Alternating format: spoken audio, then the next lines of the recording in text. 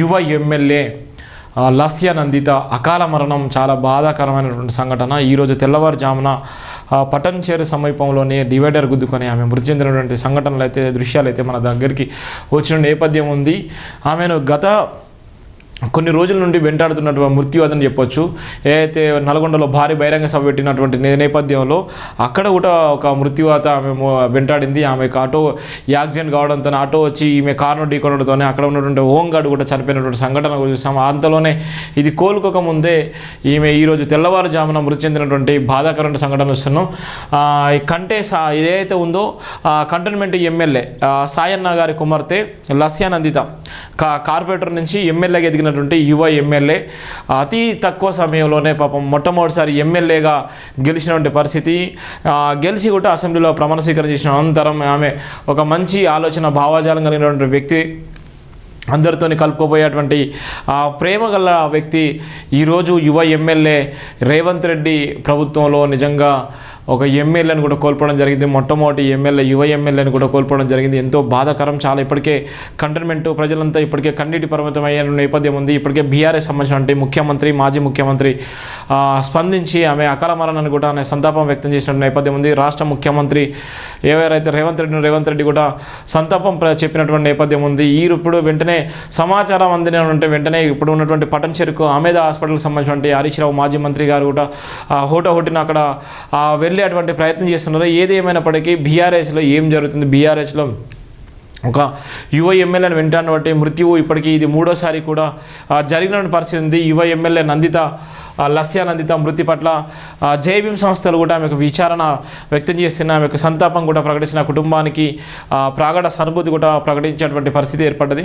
ఎందుకోసం అంటే యువ ఎమ్మెల్యే ఆమె ఎంతో భవిష్యత్తు ఉన్నటువంటి యువ ఎమ్మెల్యే ఎందుకు జరిగింది, ఎందుకోసం ఆమె అంత పోవాల్సిన అవసరం ఉంది, డ్రైవర్కి ఏం కాకుండా ఈమెకి ఎందుకు జరిగింది, గత డ్రైవర్లో గత యాక్సిడెంట్ విషయంలో కూడా డ్రైవర్ ఉన్నాడు కానీ ఆ డ్రైవర్కి ఏం కాకుండా ఈమెకు మాత్రమే ఎందుకు జరిగింది అనేటువంటి ఎన్నో విషయాలు అయితే బయటకు రావాల్సిన అవసరం ఉంటుంది. ఈమె మృతి పట్ల ఇప్పటికే చాలామంది కూడా ఇబ్బంది పడే నేపథ్యం ఉంది. ఎందుకు జరిగింది, ఆ విధంగా అసలు ఏం జరగబోతుంది, ఆమెకు డ్రైవర్కు అప్పుడు జరిగింది ఇప్పుడు జరిగింది అని గతంలో డ్రైవర్గా ఉన్నటువంటి పర్సన్కి ఆయనకి ఏం జరగలేదు, ఈమెకే ఎందుకు జరిగింది, ఈమె యువ ఎమ్మెల్యే ఎందుకోసం ఆ పటన్చేరు ప్రాంతానికి ఆ ఏరియాకి ఎందుకు పోయింది, ఆ తెల్లవారుజామున డివైడర్ గుద్దుకోవడంలో నిజంగా ఈమె పాత్ర ఉందా లేకపోతే ఎవరైనా చేశారా, ఏమైనా ప్లాన్ ప్రకారం చేశారన్నటువంటి ఆ పరిస్థితి అయితే ఉన్నటువంటి ఎన్నో డౌట్స్ కూడా వచ్చేటువంటి నేపథ్యం ఉంటుంది. ఏది ఏమైనప్పటికీ లస్యానందిత మృతి పట్ల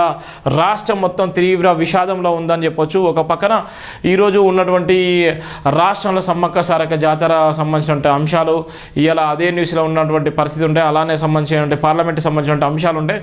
కానీ ఆ అంశాలన్నీ పక్కన పెట్టేసుకొని ఈరోజు లస్యానందిత మృతి పట్లనే రాష్ట్రమంతా బాధపడేటువంటి నేపథ్యం ఉంది, రాష్ట్రమంతా కన్నీరు పరితమయ్యేటువంటి నేపథ్యం ఉంది. అయితే 39 మంది ఎమ్మెల్యేలలో బీఆర్ఎస్ సంబంధించిన ఎమ్మెల్యేలో ఒక యువ ఎమ్మెల్యే కూడా మృతి చెందినటువంటి పరిస్థితి మనం చూస్తున్నాం. ఎంతో బాధాకరమైన సంఘటన. ఇప్పటికీ రోడ్లు కూడా వెడల్పు చేసి రోడ్లకు మరమ్మతులు చేసి ఎక్కడ పడితే అక్కడ హెచ్చరిక బోర్డులు పెట్టినప్పటికీ కూడా స్పీడ్ లిమిట్ కూడా తగ్గించినప్పుడు కూడా ఏ విధంగా జరిగింది, ఎందుకోసం జరిగింది, అసలు ఏం జరిగింది, ఈమె మరణం వెనక నిజంగా ఎవరన్నా ఉన్నారా లేకపోతే ఏమైనా రాజకీయ కోణం ఉందా, ఏమైనా కావాలని చేశారా లేకపోతే అంటే ఏం జరిగింది అనేటువంటి అంశాన్ని కూడా ఫోరెన్సిక్ రిపోర్టులు కానీ లేకపోతే పోలీసు వాళ్ళు కానీ ఇంటెలిజెన్స్ రిపోర్ట్ కానీ ఏ నివేదిక ఇస్తుందో ఏ విధంగా సమాధానం చెప్తుందో అన్నటువంటి పరిస్థితి మనం చూస్తున్నాం. ఏది ఏమైనప్పటికీ సాయన్న గత పోయిన ఇదే ఫిబ్రవరి 19వ తారీఖు ఆయన మృతి చెందినటువంటి బాధాకరమైన సంఘటన చూసినాం. సాయన్న కూడా ఎమ్మెల్యే హోదాలో కూడా మృతి చెందినటువంటి సంఘటన కూడా మనం చూసాం. ఫిబ్రవరి 19వ తారీఖు, ఈమె ఫిబ్రవరి 23వ తారీఖు ఈమె కూడా మృతి చెంది, అంటే సంవత్సర కాలంలోనే ఇద్దరు తండ్రి కూతురు ఎమ్మెల్యే హోదాలో మృతి చెందినటువంటి బాధాకరమైన సంఘటన అయితే కంటోన్మెంట్ ప్రజలైతే ఎప్పుడు కూడా జీర్ణించుకోలేని పరిస్థితి ఉంది.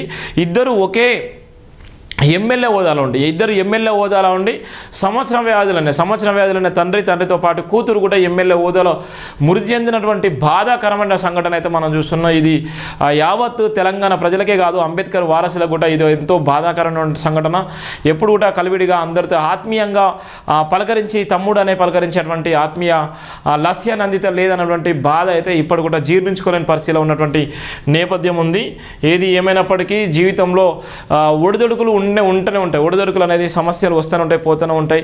కానీ కొంతమంది కావాలని ఎదుగుతున్నటువంటి వ్యక్తుల మీద కూడా ఏదో ప్లాన్ చేసి, లేకపోతే మనకు తెలియకుండానే మన దగ్గర అయ్యి, లేకపోతే అంటే ఎదుగుదలను ఓర్వలేక కూడా ఎన్నో కుట్ర కుతంత్రాలు చేసేటువంటి పరిస్థితి కూడా ఉంటాయి. డబ్బున్న వాళ్ళు ఎన్నో రకాల కూడా ప్లాన్ చేసేటువంటి నేపథ్యం ఉంటాయి. మనతో వండుకుంటూనే ఎన్నో రకాలమైనటువంటి విష ప్రయోగాలు చేసేటువంటి నేపథ్యం ఉంటుంది. ఆ ప్రయోగం ఏమైనా లస్య నందిత మీదైనా జరిగిందా అనేటువంటి అనుమానాలు కూడా ఆమె అభిమానులకు వచ్చేటువంటి పరిస్థితి అయితే ఉంది. మనం చూద్దాం ఏదేమైనప్పటికీ ఏం జరుగుతుందో అన్నటువంటి లస్య నందిత మరణం పట్ల నిజంగా ఆమె మరణం నిజంగా ఆమె డివైడర్ను గుద్దుకుందా, లేకపోతే ఏమైనా ప్లాన్ చేశారా, లేకపోతే ఏమైనా కావాలని ఏమైనా జరిగిందా, ఆమె గత 2 times 3 times కూడా ఇదే విధంగా జరిగింది, ఎందుకోసం జరిగింది అన్నటువంటి పరిస్థితి అయితే చెక్ చేసుకున్నా కూడా తెలుస్తుంది.